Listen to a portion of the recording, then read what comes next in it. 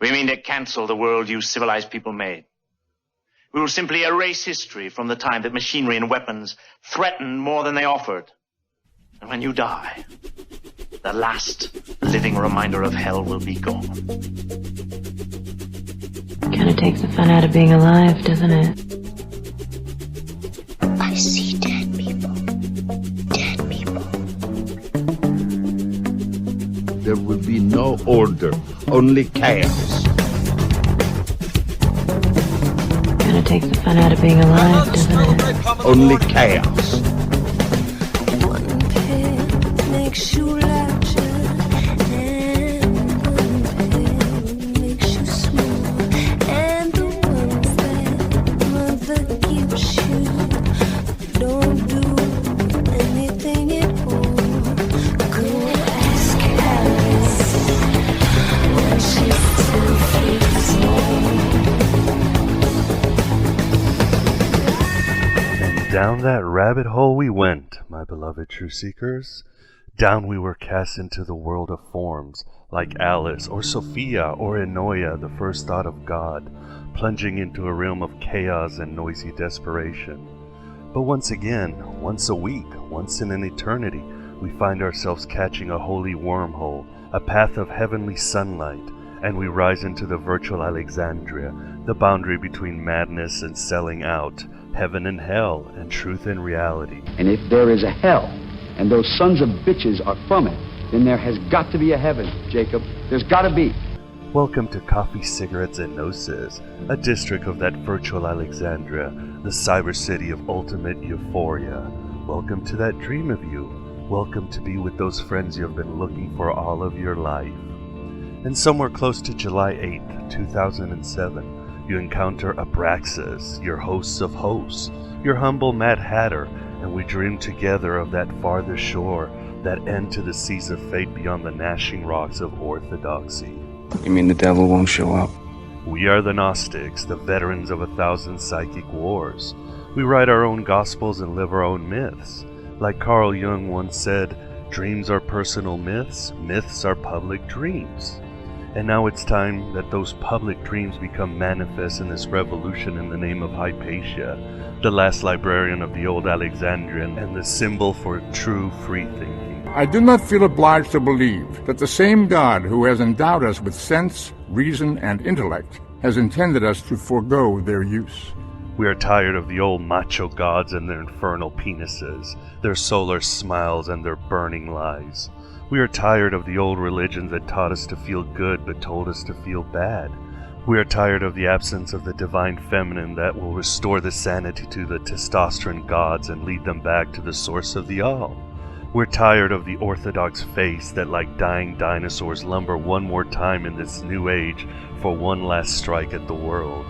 We're tired, but we've only just begun fighting with the armor of honesty and the sword of altruistic truth. 300 years ago, you'd have been burned at the stake. And at Coffee, Cigarettes, and Gnosis, we fight the good fight by exposing the charades of the demiurge and our own tyrannical egos. One step at a time, one truth at a breath.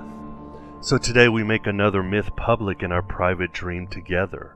And that is the myth of a Savior who gave his precious blood to save mankind, who was born of a virgin on December 25th, who ascended to paradise and was the mediator of heaven and earth. And that is but an older savior called Mithras.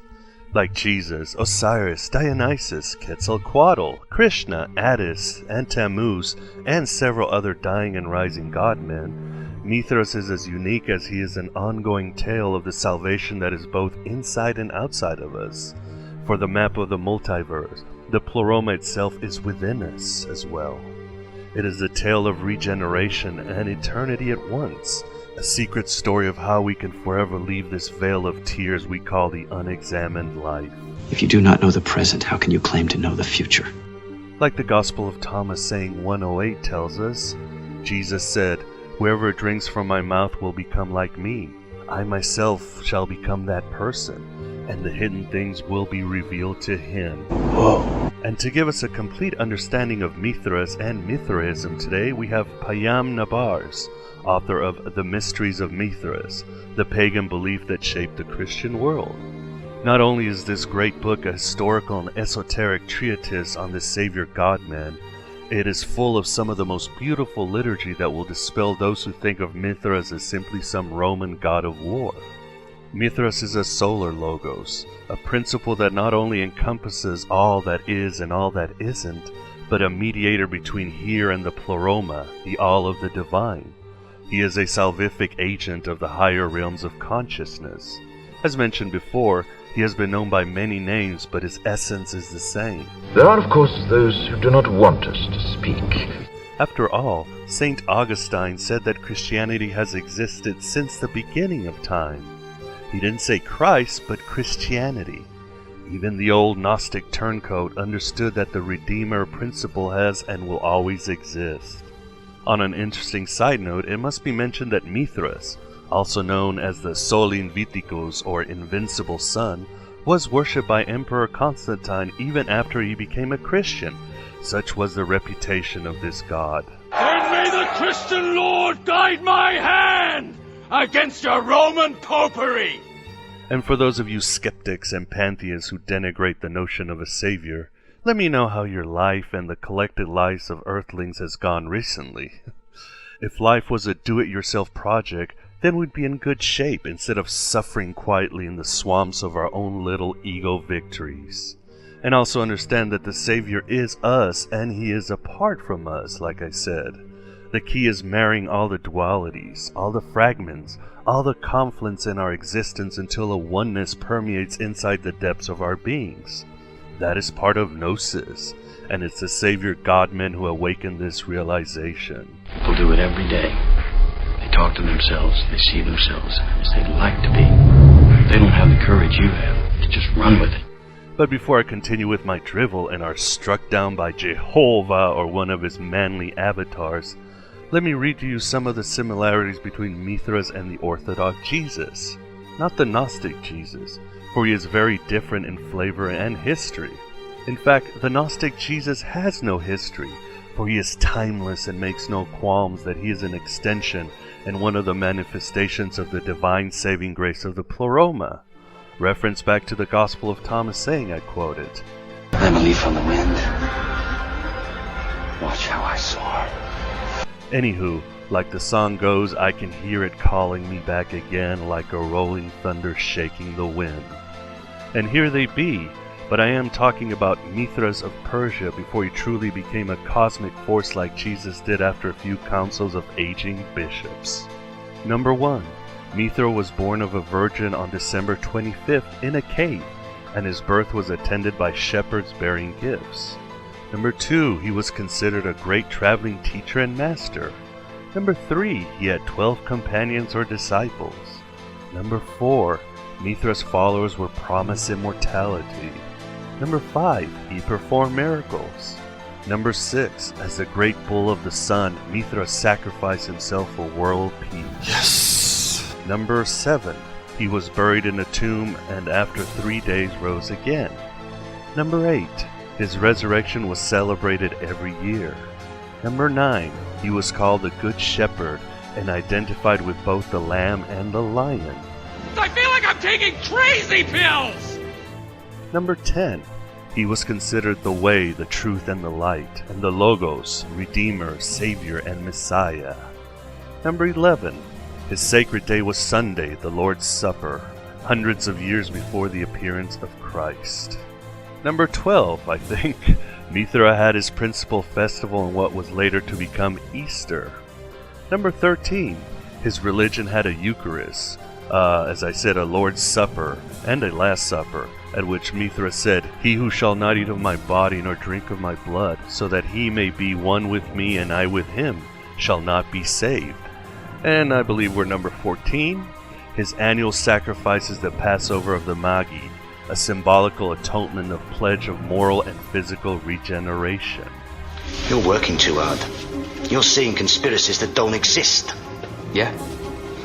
Or maybe just getting too close for comfort. Furthermore, the Vatican itself is built upon the papacy of Mithra, and the Christian hierarchy is nearly identical to the Mithraic version it replaced. And virtually all of the elements of the Catholic ritual, from mitre to wafer to altar to doxology, are directly taken from earlier pagan mystery religion, as we've shown you time and time again on Coffee, Cigarettes, and Gnosis. You made a mistake. Well, it was entirely unacceptable. Payam further gives us more striking similarities between Mithras and the Orthodox Jesus. He'll also tell us how Mithraism once was a global religion that, if Christianity hadn't destroyed, we'd probably be part of it right now. And how Mithras never left and is making a comeback in modern times, much like other ancient benign deities, who are balanced in divine wisdom, Sophia, and divine knowledge, Logos. I was cured, all right. If you don't have the resources right now to buy Payam's book, please visit my darling Acharya's website, truthbeknown.com, and type Mithra in her search engine. You'll get so much information on this solar Logos that you might shout out his name next time you're having sex. And remember, this is not information Payam or Acharya or yours truly grants you, but a blueprint of the revolution in the name of Hypatia. The truth shall set you free, but it will also break many hearts, including yours perhaps. The only bloodshed in this revolution is the bloody tears of the memory of the millions of innocent souls that were deformed by the iron gauntlet of orthodoxy. I made you, and I can break you just as easily. We must end this, or so many more will be trapped in the repulsive cycle of death and rebirth. And it begins with you, my beloved truth seekers. But this time it is truly the end of my drivel. On to the adventure and wonder that is Mithraism and Mithra Christ. A single mom who's working 2 jobs and still finds time to take her kid to soccer practice, that's a miracle. A teenager who says no to drugs and yes to an education, that's a miracle. People want me to do everything for them, and what they don't realize is they have the power. You want to see a miracle, son? Be the miracle.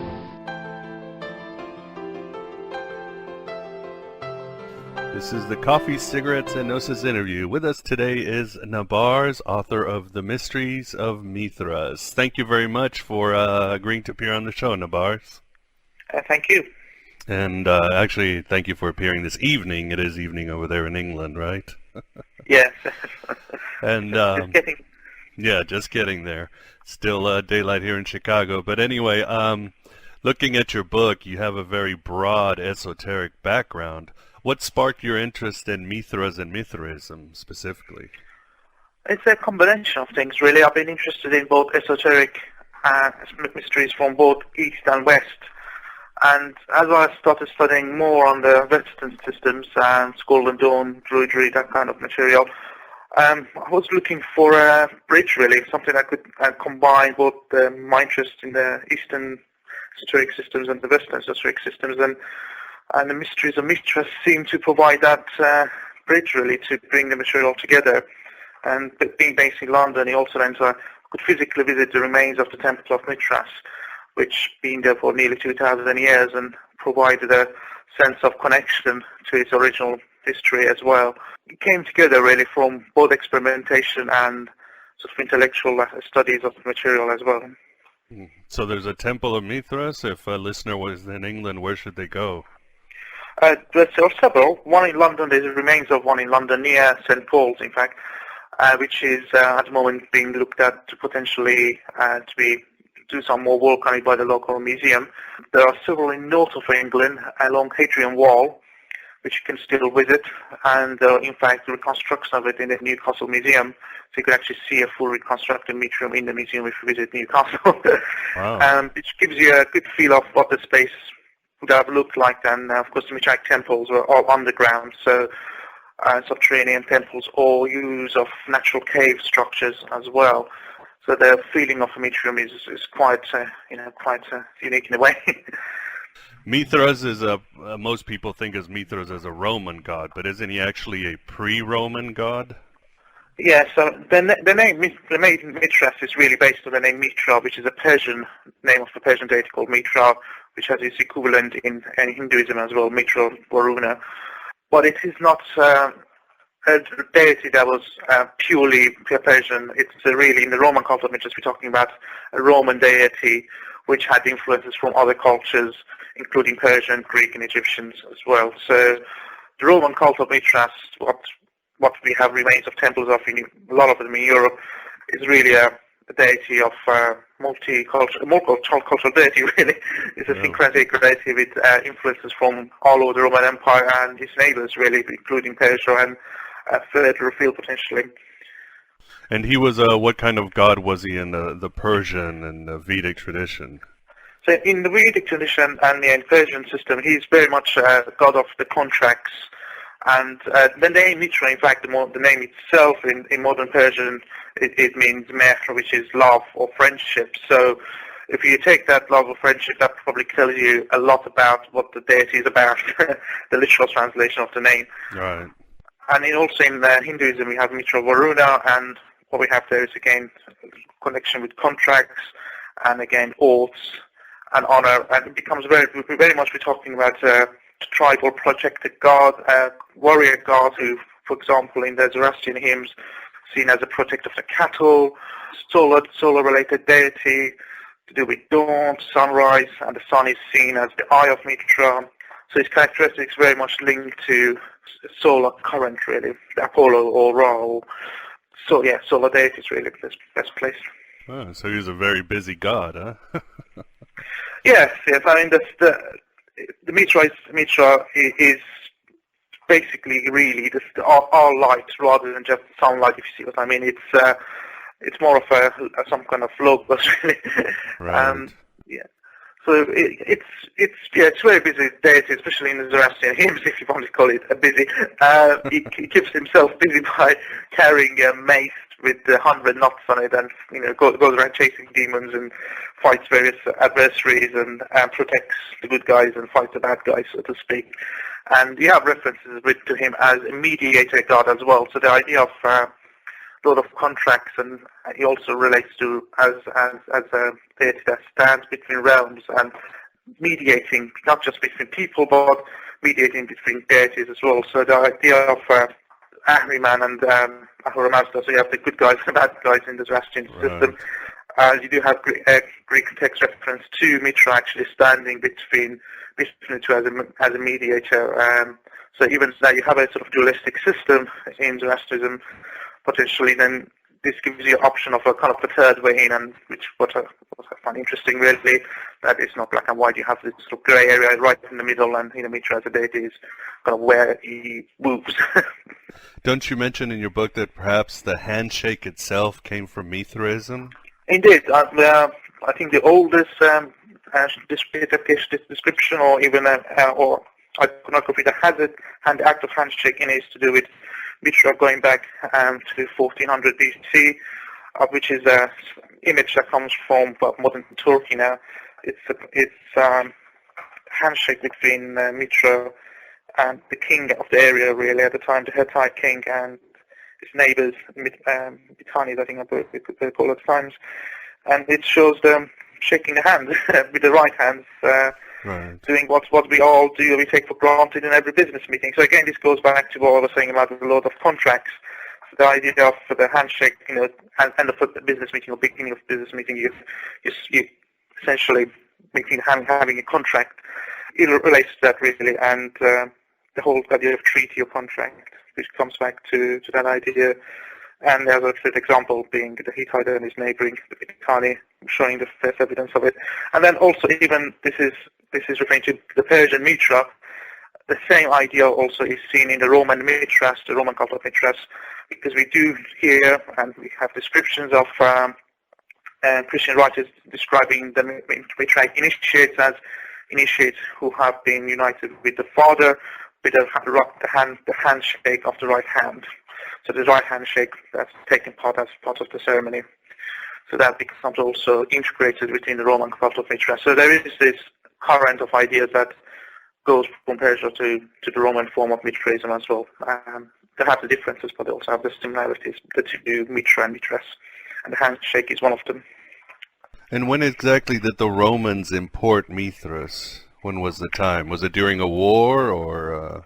It's a good question. It's one, the actual data, it varies. I mean, we have references to around 100 AD to 100 BC, depending which sources you read, about Sicilian pirates, who might have brought it into the Roman Empire, or it might have been via other outposts in Syria or Mesopotamia potentially, or Turkey. So it could be a number of places they got incorporated.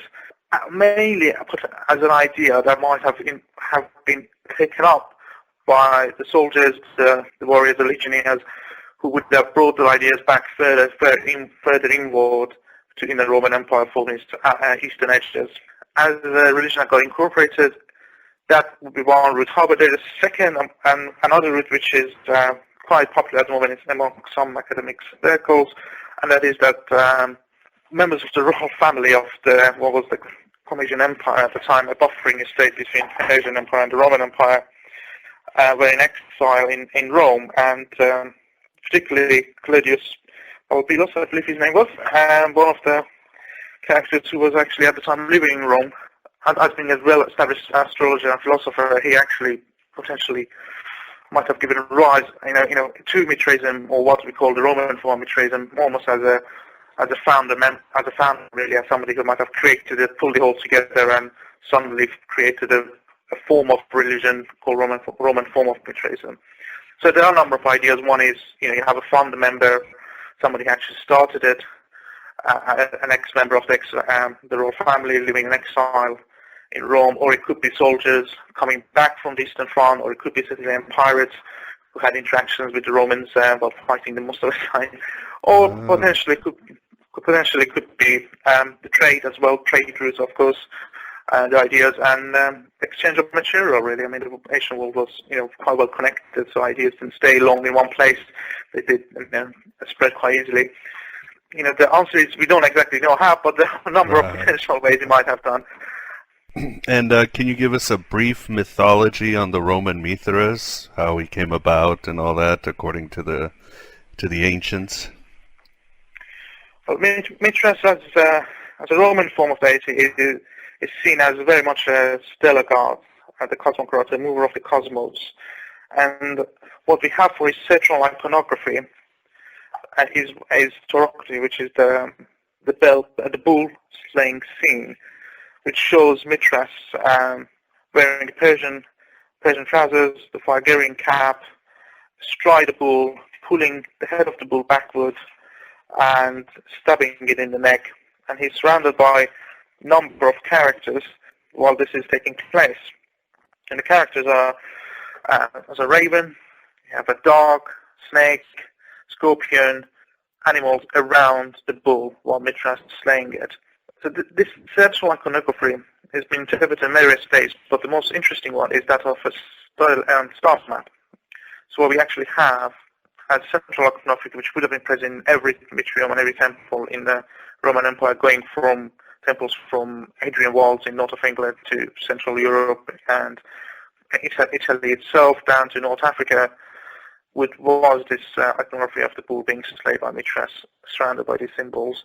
And the symbols basically refer to constellations in the sky. So the actual Mithras represents constellation Perseus. The bull that's being slayed by Mithras is Taurus. The dog is Canis Minor. The snake is Hydra. Corvius is the raven, and then Scorpio is of Scorpio. And of course, on the tail of the bull, we also see wheat coming out in some of the iconography, which potentially represents the star that's become. So, and the actual blood that's flowing out of the bull represents the Milky Way. So what you have is the iconography being really mapped to the stars and the constellation and the relationships of the stars together. And the bull itself, you say, is it's the advent of the age of Taurus to the age of Aries. Is that it? That is an idea that is put forth by Professor David Hewlett. His view is that it's the procession of equinoxes that's taking place. The star map represents a particular time in history, astrological history, which is the procession of equinoxes moving from one age of Aquarius, moving from one to the next. So Currently we are going to age of Aquarius. In the Greek Roman times, the spring equinox was in Aries and the autumn equinox in Libra, and before that, 4000 2000 BC, the spring equinox was in Taurus and the autumn equinox in Scorpio. And of course, summer solstice in Leo and then winter solstice in Aquarius. So the idea is you're slaying the age of Taurus is dying and the next age is rising. So hence what it's showing is the constellation is slayed and they have the process of equinoxes and it's moving forward in age. And if you remember, the geocentric view of the world, when you actually realize that the whole heavens are moving around you, it's a bit of a earth-shattering moment, really. So that idea, it's been around for a while, of course, but in Roman times, in Mithraism, the idea was they needed the deity in a way to actually represent the fact that it could move the cosmos. The constellation can be moved, and Mithras became that deity to represent the movement of cosmos. And so, as this title was mentioned earlier, as a cosmocrator, mover of cosmos, potentially could be related to that. But it is a controversial idea, and not many people agree with it. So it depends on whose camp you sit in. Right. There are other ways of interpreting the procession of equinoxes. The star map is generally accepted, but the actual procession bit is something that's been debated hotly by a number of academics. The different people are interpreting the star map in a different way, but they're all interpreting as a star map. So that part, I think we are pretty much established, and what the constellations mean and what the actual animals in the iconography refer to, and which constellations they refer to. But the title of cosmocrator isn't just limited to that possibility, because also the Greek spelling of the name Mithras, Mithras, the actual numerical value of it adds up to 365. So solar deity, like Abraxas or something. Yeah, exactly, Abraxas, exactly. And so it becomes the ruler of the year as well. So you suddenly have a deity who is, as well as being related to the sun, is also related to 365 and the seasons. And you also see in a number of iconographies the various symbols to the season around him. So really what we have is a cosmic stellar deity. A cosmic mover moves the constellation, potentially moves the circle of the Earth, and the seasons, and the day, and it relates to time, really. So what you also have is another related iconography in the temples, which is the lion-headed deity. And what we have with that is, again, various symbols relating to time, and it becomes eon, becomes the load of time and ages. And what you have is a snake. Just to describe how he looks like, the iconography is a lion-headed deity, body of a man, head of a lion, wings on his shoulders, snake wrapped up around the body, tends to have a key, holding a key, or sometimes standing on a globe, tends to have fire coming out of his mouth or fire symbols around him, holds lightning sometimes, or signs of Jupiter on his chest, and essentially you have a deity that's symbolized by a number of items that suggest to be related to time and boundaries, especially. So what you end up having is not a magical system that is very much around surrounding space, time, and stellar current, as well as the idea of being able to ascend to the heavens. So the mysteries really are in Mithraism about the ascending to the heavenly realms and returning to where the soul originated. So we're talking about Platonic ideas here, and Neoplatonic ideas, and what we're looking at is the idea of the soul descending to the earth on the time when the person is born. So what you're trying to do as you practice the mysteries and the 7 initiatory rites is to actually ascend back to those gates, to those planetary spheres.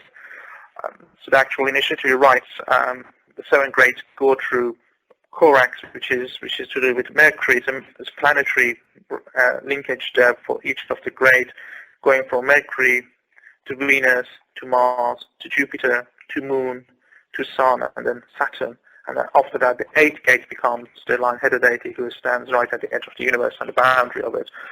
And beyond that is timelessness. So as a magical system, it is about reaching back to the heavens and returning to where the souls originated from potentially the Milky Way as a symbol of souls, descending and ascending in the heavens.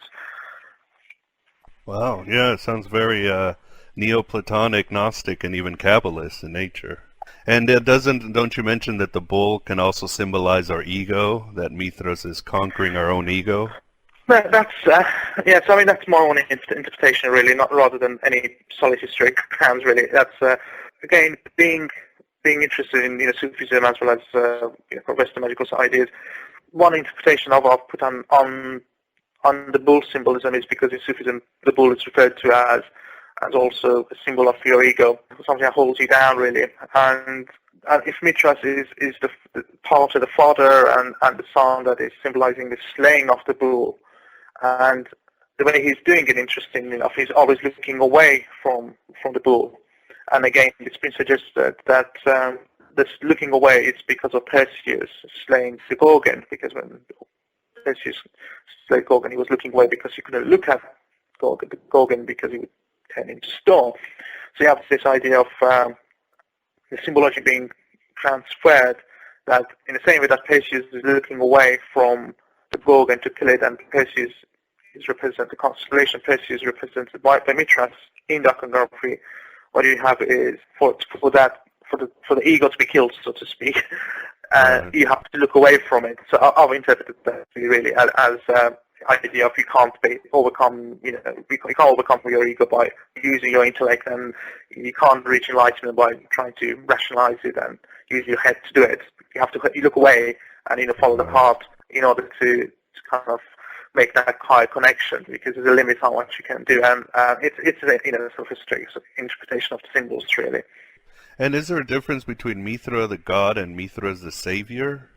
Yeah, so there's first on the Roman Mithras, we know that he was actually referred to as a savior god. So there is in fact one of the few things that was written down, or we know it's written down regarding Mithraic mysteries, is several inscriptions in several temples, really.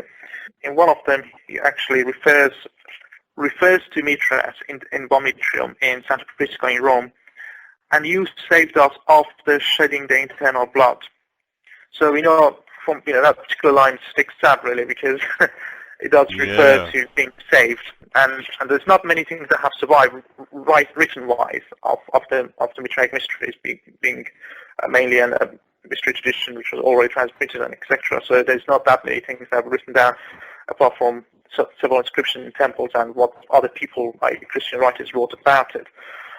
So one of the things we do actually have solidly on a temple wall is that line, as well as a few other lines. So we know that there is definitely an element of Mithras being a savior god in the Roman form of Mithraism. In the Persian form, and the reference to the Mithra, there's also an idea put forward by a Persian academic on potentially a person, like Jesus figure, I guess I could say, around 272 BC, who was also born of a virgin and was a savior. It was a prophet who was manifested characteristics of being a savior person. So it's a tricky one, really, because you have, in Zoroastrians, you have also this, you have your stories of savior that would come from Lake Haman, and it's a virgin birth of a maiden who will go into the lake and bathe. She will become pregnant from the seeds deposited there from centuries before by Zoroaster. So you have this idea of a savior deity savior being born of a virgin in the Persian mysteries anyway. So there's possibly one reference to a person who might have been called Mithra around 272 BC. So there is that story and that evidence of the Persian savior person called Mithra. And then also you have in the Roman form, you actually have reference to the Roman deity Mithras as a savior god as well.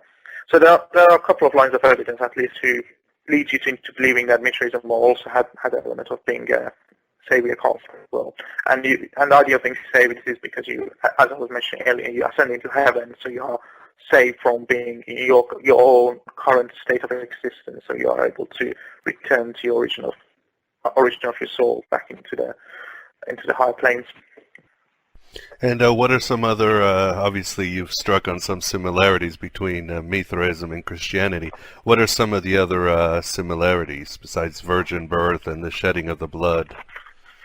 Well, it's the 24th of December as a sacred day, and the birth of the Savior Lord, so to speak, yeah. which sticks out.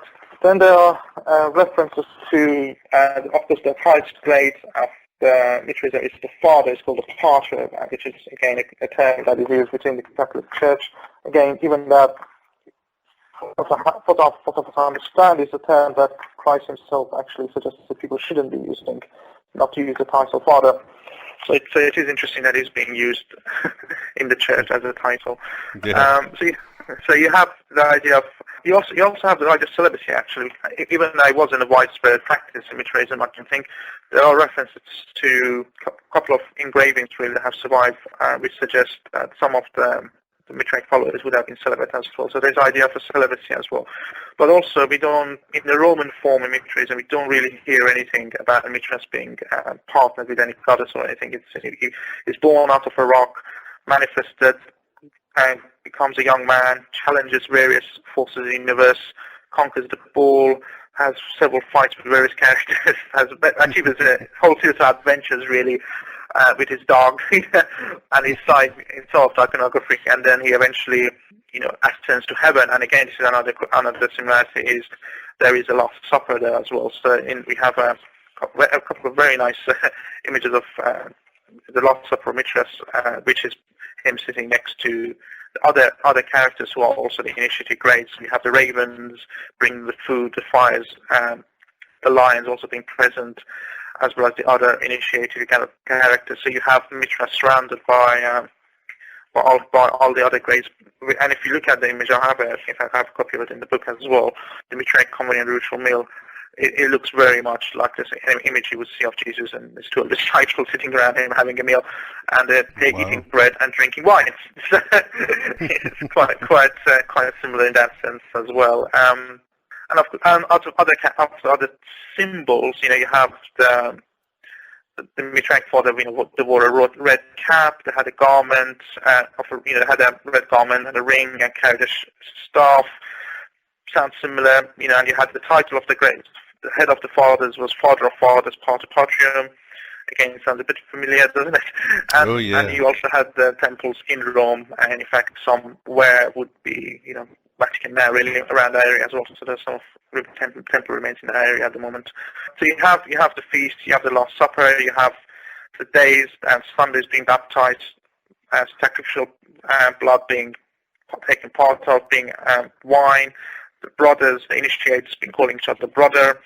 So there is a whole list of things really about similarities, and even it's been suggested by the author of the Search for Zoroaster if you're looking at the architecture of the early Christian churches, they were much more similar to the church, the style of the Mithraic temples. I.e., they were worship al fresco, so we're facing each other really, and it was very much.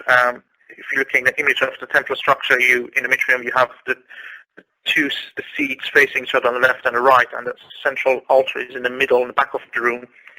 So you're not, unlike modern churches where you're all facing the altar. In the early days, it would have been in the Mithraism, you'd be facing each other, which is basically in a structure of a ship structure really, or as he refers to it as the nave is Latin for ship. So the idea is it was almost like being inside a ship structurally. So yeah, that's kind of an interesting idea, and I think it definitely will involve following up by people who know more about buildings. Not my area really, but looking at the earlier structures of early Christian churches and the Mithraic temples and how the structure worked for them. And then you have materials of similarities between Christianity and Mithraism. You have a couple of sections in Revelation which I found quite fascinating really, and which I've made a comparison of it against the Mithras liturgy, which is one of the few things that has survived, which is ancient sources, so to speak. Probably somewhere between about 300 AD. But at some parts of it might be, going back another 100 years. So it's between the Christian era, The Mithras liturgy was found it's based in, it's near Tibet in Egypt, where it was localized, I think. I found as part of a library of the magician, basically. So there's a whole part of the Greek magical period, which you're probably aware of, contains a large body of work of spells and chants and hymns and various other material. Lots of them are spells, really. And there's one huge piece of it called the Mithras liturgy, which is essentially a working of a single magician who apparently, from what you read of it, is an initiate of Mithras as well as possibly several other religions and several other mysteries. In that particular text, we have references to Mithras is described as having a bright appearance, youthful golden hair, with a white tunic and a golden crown and trousers, and holding in his right hand, a golden sword of the young bull, the seven stars of the cloud, that is. So he's holding 7 stars in his right hand, and this is the bear which moves and turns the heavens around, moving upwards and downwards according to the hour. And then you will see lightning bolts leaping from his eyes and stars from his body. So again, quite interesting paragraph there, because he's holding 7 stars in his right hand, and this is the plough, the bear, and he moves around the constellation. So you essentially have, again, going back to the cosmology title of him, so he moves the heavens by holding the leg of the bull. He's moving the plough around the pole star. Again, the reference to his move of the cosmos idea. And the rest of the description of him is the way he's dressed and what he's doing, and he's holding the 7 stars, lightning coming out of his eyes, stars are covered in his body. And if you look in the Revelation 1, sort of 13 to 16, you have Jesus described as standing with a mist of 7 candlesticks, dressed in white, with fires coming out and lightning coming out, and his hair is a snow white, and a flame of fire coming out of his eyes, and he's holding 7 stars in his right hand. There are several other descriptions in the Revelation of how Jesus looks, to how Mithras looks in the Mithras liturgy. So there's that parallel there as well. Of course, the ideas could be going back and forth between the two cults at that point. We're talking about 200 AD, 300 AD now. So it might have been influenced in both directions. But I'll let you guys guess which direction might have been mainly. But don't you also mention that the Apostle Paul might have referenced Mithras in his letters? Yes. There is again quite a lot of discussion on that. There is, in fact, an entire book of what he called Mithra, the Flowing the Cap, which is a book published about 20 years ago now by Esme Wine Tyson, and there's a lot of discussion about what Paul might have wrote, said in. Just a couple of examples. Paul speaks about in chapter Romans. He speaks of certain people who changed the glory of the incorruptible God into an image like to corruptible man, and to birds and four-footed beasts and creeping things.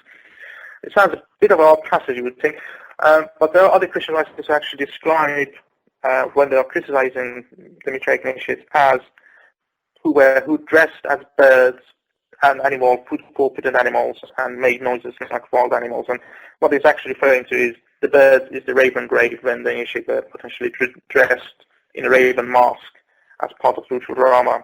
And the four-footed beast, again, this is possibly the reference to the lion, the Leo grade. It's a bit of speculation, of course, but the parallel is there. There's that particular one that sticks in my mind. And also the whole idea of how Paul describes the kind of description of the spiritual warrior, really. So he refers to putting on the armor of God, the shield of faith, the helmet of salvation, the sword of the spirit, and etc., etc. So what he's putting forward is very in contrast to kind of Jesus' peace-loving, turn the other cheek, preaching, and something have Paul coming up with all this material, which would fit much better with a warrior cult. And of course, it is it is where he grew up, was Paul of Tarsus, and again an area which was potentially a place of Perseus worship and influence of Mithras perhaps later on. Again, we are speculating on this, but you can get a feeling that he was doing much more than just preaching just the word of Christ, and he was putting other things, ideas into it. And even the Last Supper, he might have an influence in how much the whole idea of bread and wine taking was done as a central mystery in Christianity. Again, so there are quite a lot of stuff written on the Paul's role in the formation of Christianity and what he might have absorbed in his time as he travelled before he became Paul. After all, he never met Jesus, and his experience of him is completely based on his visions on the road to Damascus. So it's a much more of a magical experience than, I shouldn't say miraculous experience than any direct teaching. So he might have had other influences along the way. As you show in your book, Mithraism was truly a world religion, and it was very popular in Rome. Why do you think it lost out to Christianity in the end?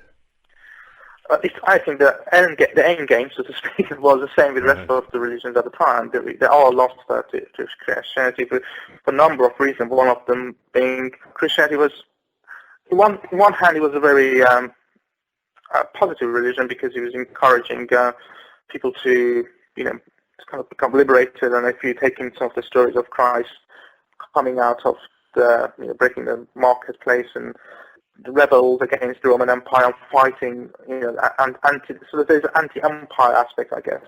And people trying to, wanted the force of change, really. They had the same political establishment for a long time. So I see it very much of a backlash against, a political backlash, really. And of course, because the Christianity didn't accept the emperor as a god or any other religion, so what you have is it would always be at conflict with the state in any format that you would think of. But I think that's actually just part of it, So the message of Savior, the message of Jesus of being saved, and all the other positive things of Christianity, as of course is quite attractive. But that wasn't Christianity wasn't the only religion offering that at the time. Obviously, a lot of pagan religions were around, including Mithraism, who were offering the Savior Deity. He will help you to get back to heaven, etc., and reach salvation one way or another. I think there's a couple of key elements. One is the Mithraism, in the Roman form, it was a male mystery only. Right. So you're always only going to have half the empire maximum joining it. But that's we're talking about Mithraism as a mystery religion. We're talking about something which is always going to be, you have to try really, really hard in it. It wasn't for anybody to do. It was progressing to the grades. Very much similar to a modern magical society. You have a lot of work to do through grades and structures and learnings, and keep going and keep going and keep going. It's very, very different to the idea of you have baptism and you're saved. It's very much different dynamic, and you couldn't just you couldn't be baptized on the point of many nearing the end of your life and be saved. Now it doesn't quite resonate with the system, and that's going to take years to walk through. And also, I think the final point about why Christianity won out is there's a quite interesting work done by an academic called Ebhard Soer, which is academic based in Oxford, in fact. He wrote a book called The Archaeology of Religious Hatred, and he uses the Roman cult of Mithras as an example of what happened to pagan cults at the end of the empire and how the transition happened. And really what you have is that Christianity, as it gathers momentum, becomes very, very hostile to a pagan religion, and what you have is suddenly temples become desecrated, the chisels are out, statues are broken, people start getting killed left, right, and center, and when you have the declaration of pagan religion not being allowed to be worshipped anymore, then literally it's the end for all pagan religions at the time, including Mithraism. And I think Mithraism probably got a harder time, even more so at the time, because of its similarity to Christianity. In fact, just to extend that, some of the early Christian fathers described Mithraism as a satanic perversity. The view was the devil knew that the Christ was coming. Right, Justin Martin created Mithraism a few hundred years before to corrupt the true path. So, and with all the similarities which we've gone through, the salvation, the Last Supper, etc., we actually have something which is very competitive, on a head-to-head level of what they are offering. So you even have, in fact, one particular example. I think it was in France when people opened it up. actually they found a body of a person chained to the altar. Presumably it was the priest, chained to the altar before it got blocked up by Christians, so they were coming out, having the sacred vessel temples. So there was quite a lot of, effectively destroying temples and potentially killing people who might have been, still interested to carry on. So after that point, really had to go underground or, disappear off, so to speak. What's very interesting is that you bring up the point that Mithraism didn't just die, but it actually, a lot of it emanated or was resurfaced in Sufism. Yeah, I mean, you can't kill a good idea, essentially. It doesn't matter where it is or when it is, and I think, I think that applies to modern times as well. If somebody comes up with, a good idea, no matter how many people have to shut it up, eventually, finds a way out. And I think that happens with Mithraism. I'm trying, of course, some of the other religions who were around at the time. I think they might have disappeared off as an organized religion, but certain elements of it, stayed on. I mean, a good example is the handshake we discussed earlier. We still do our handshake after business meetings, after or before, as a sign of our greetings of contracts. You shake on it. You might spit on your hand and shake of it if you're in certain parts of the world. So that the handshake is, something we can actually trace back to Mithraism as something that has stayed on, very much into popular consciousness. But also you get in Sufism, you have the idea of chivalry and Jawab Mahdi and orders of chivalry that's around in sort of the Persian period. And the idea behind that is, Sufism is a mystery within the Islamic religion. Really, it's a half of Islam. It's part of Islam, but it was also influenced by local traditions, local customs before Islam. So what you do get in Sufism in different countries, so quite a fair bit of variation, and the variation depends on what culture it is being practiced in. So if you practice Sufism in Turkey or Iran or North Africa, there are differences. Of course, it's part of Islam. We are still all following the same system and engaging the divine on the same point, but there are lots of different types of music you would use, different structure to how you would do your meeting, do your zikr, etc. And what are the principles behind it? And one of the principles in the Persian Sufism is the chivalry, and which it's been suggested is or was already an idea that was established in Iran well before the Islamic period. And we do know of a very male Marine order of warriors who were into that before Islamic Christianity, which were the followers of Mithras. That idea seems to be a connection there. And of course the word Meth, as mentioned earlier, the modern word of Mithra is the sun, love. Again, that idea is again the idea of love and sun being linked totally is within Sufism as well. And friendship, again, so that in Sufism, Yardus is the friend, is the divine is seen as a friend, not somebody who's high above telling you what to do, but somebody who you are actually working on a friend rather than your master, so to speak. So again, so we know Mithra means friend. So again, that connection, and again, idea of the mediator between the divine and the humanity, which is something we try to do with, I think, as well, from what we have read from our various sources and references to Mithra. So again, so you have this idea of meh, love, friendship, honor, contract, chivalry, all stuff that are part of Sufism also had their equivalent in Mithraism. I can't say this is direct transfer, of course, it's difficult to prove these things. But you definitely get a feeling that things carried on, and because the ideas are there, and the names are there, and the practices are there, and a lot of it is cultural. And the festival of Mithraism, which is the autumn equinox, that still practiced in parts of the Middle East, in Iran, including, so the festival of Mithra festival, so that's still there. And you also have the spring equinox, the New Year. And then again, that is very much practiced every year by everybody in the several parts of the Middle East again. So, and that again comes to the days becoming longer and using solar calendar. So that element of solar aspect we were discussing earlier is very much there. So I think there are definitely some clear links there, but it's how much of it is deliberate, and how much of it is just because it's there culturally, and it's just practice that people just do without even realizing. You know, a lot of people who actually call Mithra. There's a name, popular girl's name, yeah. but you know, how much of it is actually, you know, incorporated because it just got, you know, became part of the collective subconscious, and it keeps manifesting itself every now and then in different forms.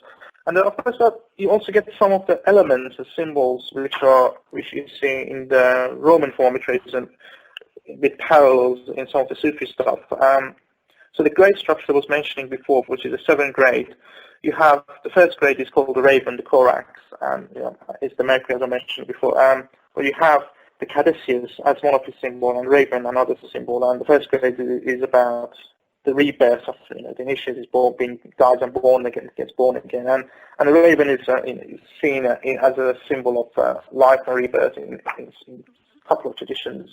You have all the Celtic references to ravens and to do with death, and of course in Zoroastrian aspect you have the vultures and ravens and birds of prey who would actually cleanse the body after he's dead and place on the tablet of silence.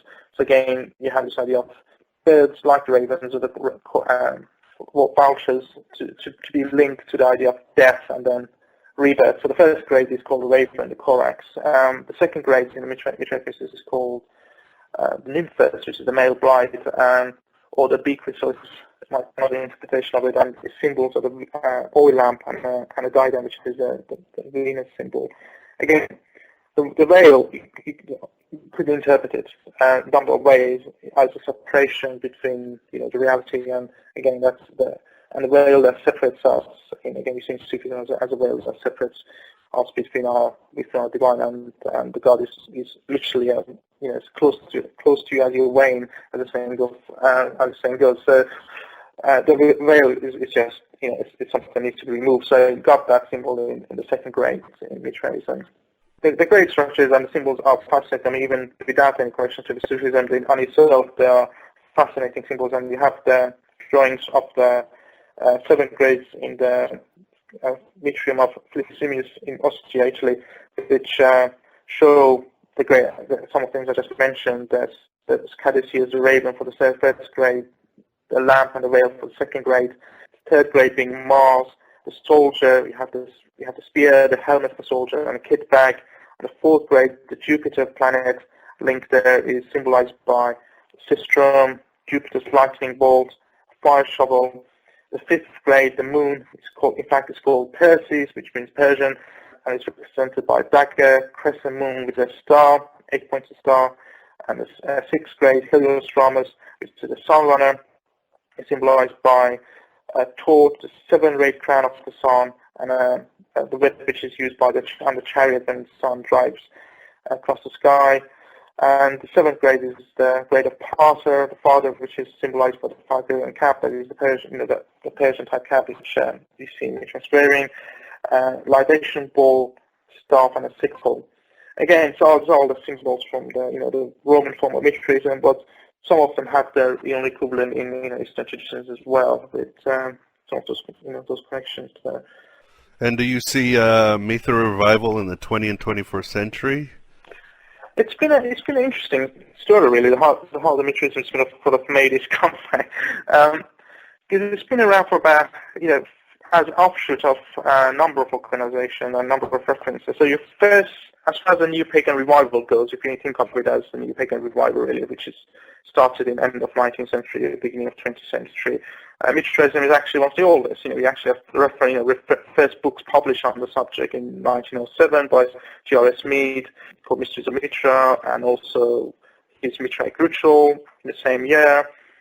And then you have, a few years later, a book by Kit Silen Guthrie called Mithraic Mysteries Restored and Modernized, published in 1918, and he was working on them from about 1905 onwards. So we actually have, physical evidence, books that were published regarding practice, a modern practice of Mithraic mysteries, which is quite fascinating, I think, because when you compare it to some of the other Neo-Pagan revivals, the Wicca, which is 1950s, 1940s, and it's become a major Neo-Pagan revival in Mithraism, which predates that by another 40 years. So I think that's quite an interesting point, and not many people actually realize that. But there are other angles, other aspects of Mithraism. There are references into the Audio Templi Orientis, of course, and some of the ceremonies there refer to it. The 7th grade is a reference to Mithraism.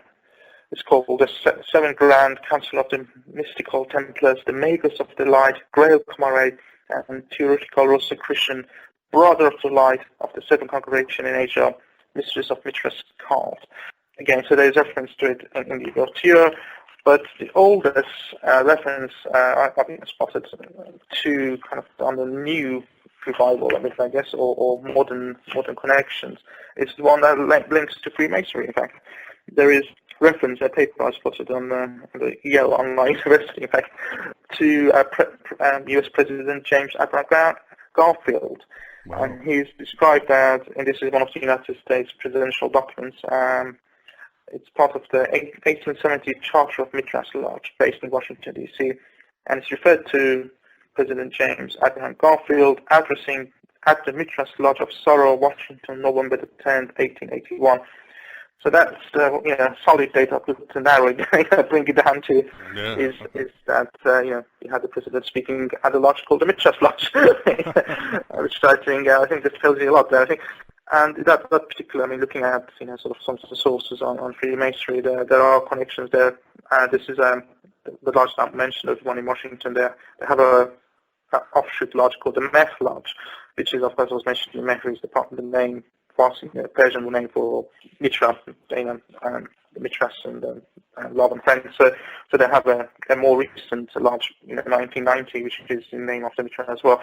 So there are a number of elements, or we could call it a number of interested parties, really. So you have the Zoroastrians who are interested in Mithra, and as one of the sort of the yash and the hymns which are dedicated to the various characters in Zoroastrianism, their deities, spirits, angels, depending on how you want to call them. So that you have from Zoroastrianism, you have the element. You also have the interest in sort of neo-pagan revival. People actually start practicing ceremonies. You have the potential connection to Freemasonry in the sort of 1800 onwards, and then you also get sort of what I call the emergence from the collective subconscious, really. So it is, where you start hearing stories in novels and characters, where the actual deities turn up, not as part of a religious practice, but as part of also fiction. And there's quite a few references to Mithras in sort of modern modes of fiction. You have Mary Stuart's Merlin of the Crystal Cave. You have Mithraic initiate characters in it. You have Nancy Macken's Queen of Camelot. Again, Mithraic initiates in it, and interacting, sort of a Celtic background to the story, Romano-Britain period. Rosemary Sutcliffe, The Eagle of the Night, a lovely children's book. Again, you have the main character is a Mithraic nation. So there are a lot of stories that keep coming on. I'm in fact just reading a book now, which is called Crowstone, a recently published book. And again, it's a novel which has a huge amount of Mithraic mysteries in it. So there is that. Kind of artist using the iconography and the writers to convey other things, and including, plenty of painters and musicians as well. There are two bands called Mithras. One is a metal band, one is a folk band, not to be mixed up together. One of my favorites moments was watching the film Blade, the Hollywood movie Blade 2, and there's a bit in the film that suddenly you see the head vampire coming out, and behind it's coming out of a pool of blood, and behind is a huge iconography of Mithras in the background, which I thought was tongue-in-cheek, but I thought pretty good nevertheless. So there is, there are a number of things, and Picasso used quite a few symbols of Mithraic ones on some of his work. So there are quite a few things which keep coming up here and there, really. And of course, not to be missed is the Rudyard Kipling's A Song to Mithras from Puck's Hill from 1906. Kipling, he was famous for other books, Jungle Book and stuff like that, but another children's story. But he was also Freemason, and he's authored quite a few interesting stories which relate to other mysteries, so to speak. And his Song to Mithras is it's quite a lovely one, really. Well, I shall read it actually, like if you're not familiar with it. Mithras, God of the morning, our trumpets wake in the wall. Rome is above nations, but thou art over all. Now as the names are answered and the gods are marched away, Mithras also a soldier, give us strength for the day. Mithras, God of the noontide, the header swings the heat, Our helmets scorch our foreheads, our sandals burn our feet. Lying down great hour, now here we blink and drowse. Mithras also a soldier, keep us true to our vows. Mithras, god of the sunset, low on the western main. Thou descending immortal, immortals rise again. Now when the watch is ended, now when the wine is drawn. Mithras also a soldier, keep us pure till dawn. Mithras, god of the midnight, here where the great bull dies. Look on thy children in darkness, or take our sacrifice. Many roads thou hast fashioned, all of them lead to the light. Mithras also a soldier, teach us to die right. So it's quite simple poem, really, but it does break into four points. The points of the sun, morning. You have the noontide, sunset, and the midnight, and the stations of the sun, and it's beautifully written, and still 100 years later, I think it's very much manifest that current that he probably was exposed to in his own mind somehow. Mm-hmm. Well, gee, that's great. Well, let's hope the revival keeps going for the sake of those of us in the esoteric. But I think that's all the time we have today, Nabarz, and I'd like to thank you for taking the time. Thank you. It's been a pleasure. And we will talk to you soon. Pleasure. Take care. Good night. Take care. And there you have it, my beloved truth seekers. Payam Nabarz bestowing upon us an erudite and clear exposition on the multifaceted Savior God Mithras and his religion. As you can see, Mithraism was a benign, astro-theological and sublime faith that spanned civilizations. We can only hope that the spirit of Mithras and his consort, which we didn't deal with it in this show, and her name is Anahita, spills into the age of global fighting cocks. For more information on Payam's work and his wide esoteric background, please visit his profile at myspace.com/Nabarz, Nabarz. To drive the point even further of the popularity of Mithra in Roman times, side by side with Christianity, let me quote the scholar Schaff Herzog. In the first Christian century, there was in Rome associations of the followers of Mithra, probably organized as burial associations in accordance with common device of that period employed to acquire legal status. The growth and importance of the cult in the 2nd century are marked by the literary notices. Celsus opposed it to Christianity. Lucian made it the object of his wit. Nero desired to be initiated. Commodus was received into the brotherhood. In the 3rd century, the emperors had a Mithraic chaplain. Aurelian made the cult official. Diocletian with Galeros and Licinius. In 307 dedicated a temple to Mithra, and Julian was a devotee.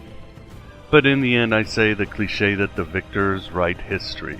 But the victors also molded the psyche of Western civilization and the mess that it has been. Like Nietzsche said, almost 2,000 years and no new God. He wasn't entirely right, because a new God is there, it's just that he's missing the goddess. And we've been looking in the wrong places instead of the universe inside of us. And a good recap of what is heard in this show is the poem Ode to Mithra by Guya Vici.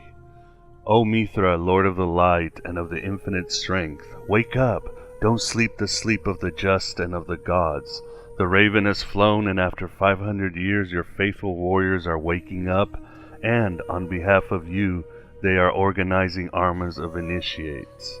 And you great men and warriors repose their lives. On behalf of you they built altars and made vows, but never they shed blood or violence. You are the light that enlightens everything. Remove the darkness brought by fears and by unawareness. Let every living creature get a beneficial ray of yours, so that they may feel you are a friend and a supporter in the adversities of life. Let every adversity be an incentive for your warriors, to show you the courage and the faith they have reposed in your heart. And this has been Coffee, Cigarettes, and Gnosis, broadcast from the virtual Alexandria. I hope that during this longer than usual program, you're a little wiser, a little bit more sober, and at least somewhat entertained.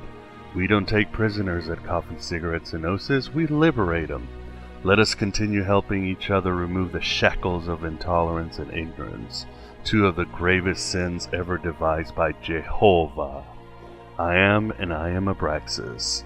The road is ended, the song is over, thought I'd have something more to say. But don't cultivate any troubles, my beloved truth seekers, because like heaven above you, the spy that loved you,